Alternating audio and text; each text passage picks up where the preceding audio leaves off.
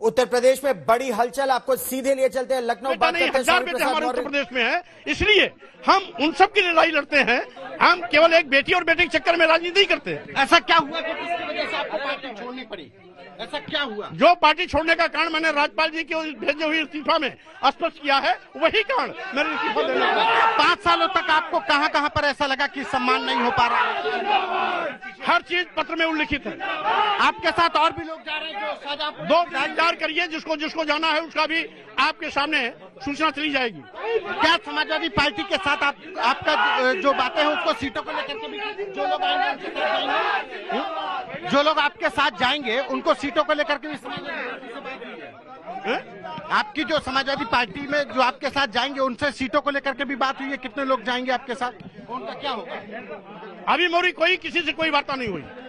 मैं इन 1-2 दिनों में बात भी करूंगा, कार्यकर्ताओं से संवाद भी करूंगा।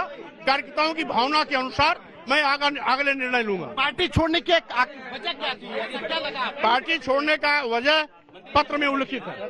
नहीं तो 5 सालों तक आपने क्यों नहीं छोड़ी? कि कह रहे हैं बीजेपी वाले कह रहे हैं कि सत्ता का पूरा सुख भोगा आपने 5 सालों तक। फिर से बैठ के बताएंगे आपको। पूरा 5 सालों तक सत्ता का सुख भोगा, इसलिए आपको कह रहे हैं कि मौसम विज्ञानी की आप जा रहे हैं, वक्त में सबको बदल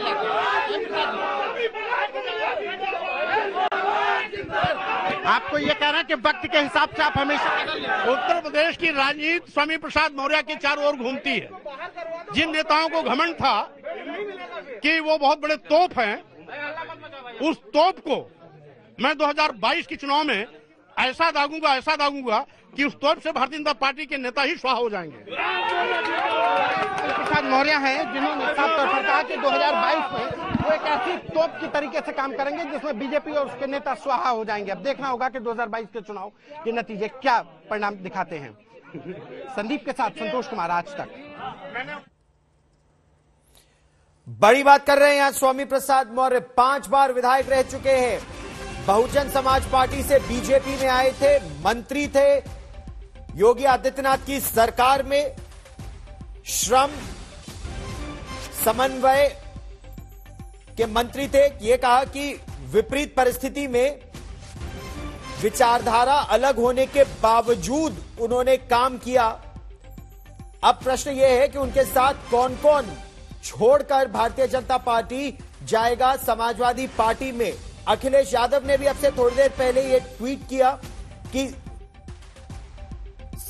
सामाजिक न्याय और समता समानता की लड़ाई लड़ने वाले लोकप्रिय नेता, उनका हार्दिक सम्मान और स्वागत।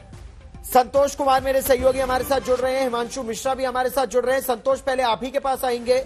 आपने अभी बात की स्वामी प्रसाद मौर्य से, बड़ी बात उन्होंने की कि जो लोग सोचते थे कि वो एक बड़ी तोप है, दागूंगा अपनी ही तोप से वो दग जाएंगे। जिन लोगों को लगता था कि वो बहुत बड़ी तोप है, किसकी तरफ इशारा है संतोष? देखिए, साफ तौर पर जब बीजेपी में स्वामी प्रसाद मौर्य आए तो एक खास वोट बैंक को साधने की नीयत से लाए गए थे कि वो एक पूर्वांचल में कुशीनगर और पडरौना का जो इलाका है वहां पर उनकी धमक रहती है और मौर्य वोट बैंक में उनकी एक बड़ी अच्छी पकड़ मानी जाती थी। लेकिन आज जब उन्होंने इस्तीफा दिया और हमसे बातचीत की तो उन्होंने साफ तौर पर कहा कि जो लोग बीजेपी में अपने आप को बड़ी तोप, यानी कि जो अपने आप को बहुत बड़ा नेता समझते थे, गणितज्ञ समझते थे, उनकी ओर उन्होंने इशारा किया है कि वो उनके सामने जब 2022 में अपना राजनीतिक कहा जाए तोप चलाएंगे तो वो सब स्वाहा हो जाएंगे। ये कहीं ना कहीं बीजेपी के लिए चैलेंज है। हमने अभी सवाल किया कि आखिर 5 सालों तक ऐसा क्या हुआ जिसकी वजह से इस्तीफा देना पड़ा, तो उन्होंने साफ तौर पर कहा कि सम्मान से बढ़कर के कुछ नहीं है। और इसके अलावा जो सबसे बड़ी बात कि आज स्वामी प्रसाद मौर्य के जाने से बीजेपी के लिए एक बड़ा और सबसे बड़ा झटका ये माना जा सकता है। समाजवादी पार्टी के राष्ट्रीय अध्यक्ष अखिलेश यादव ने जिस तरीके से स्वामी प्रसाद मौर्य की मुलाकात की फोटो को ट्वीट किया है, इससे कहीं ना कहीं बीजेपी और समाजवादी पार्टी के बीच में जो आमने सामने की लड़ाई है वो आमने सामने हो चली है। चेकमेट का खेल चल रहा है, चेस की तरह से शहमात के कौन किसके खेमे में घेराबंदी कर सकता है, सेंधमारी कर सकता है। अकेले स्वामी प्रसाद मौर्य नहीं है, स्वामी प्रसाद मौर्य श्रम सेवा योजना मंत्री रहे हैं, उनके बोर्ड में जो मेंबर्स थे उन्होंने भी इस्तीफा दे दिया। हमारे साथ रजनीकांत मौर्य भी हैं, इन्होंने भी इस्तीफा दिया हुआ है। क्यों इस्तीफा देने की वजह देना पड़ा आपको? देखिए, जब बहुजन समाज पार्टी छोड़ करके माननीय मंत्री स्वामी प्रसाद मौर्य जी ने भारतीय जनता पार्टी का दामन थामा तो भारतीय जनता पार्टी ने बहुत सारे वादे किए कि मैं उनके साथ साथ समाज के लोगों का और सारे लोगों का बैकवर्ड हितैषी और सब तमाम बातें ऐसी की जो उस पर वो एकदम ही नखारा नहीं कर पाए, कुछ भी नहीं कर पाए। तो इसके वजह से हम लोगों ने पार्टी छोड़ने का निर्णय लिया और उनके साथ साथ उनका जो भी आदेश आता है, जो भी निर्देश आता है, हम उनके साथ खड़े हैं।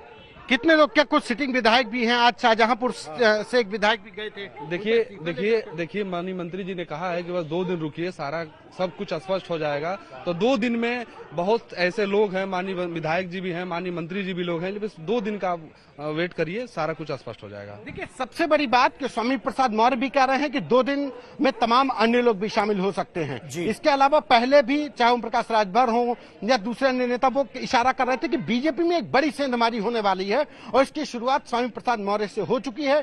स्वामी प्रसाद मौर्य ने बीजेपी का दामन छोड़ दिया है और वो समाजवादी पार्टी में शामिल होंगे। इस बात की भी तस्दीक राष्ट्रीय अध्यक्ष अखिलेश यादव ने कर दी है और इसके साथ ही स्वामी प्रसाद मौर्य के अलावा और कौन लोग शामिल होंगे यह भी साफ नहीं। लेकिन आज जब राजभवन में जो चिट्ठी, एक बहुत महत्वपूर्ण बात कि राजभवन में जो चिट्ठी लेकर के गया वो भी बीजेपी के शाहजहांपुर का सिटिंग विधायक लेकर के गया। हमने उससे भी पूछा कि अपने बारे में तो बता दो, तो उन्होंने अपने बारे में नहीं कहा, लेकिन साफ तौर पर कहा कि हम स्वामी प्रसाद मौर्य को अपना नेता मानते हैं और स्वामी प्रसाद मौर्य जैसा कहेंगे तो हम वैसा करेंगे।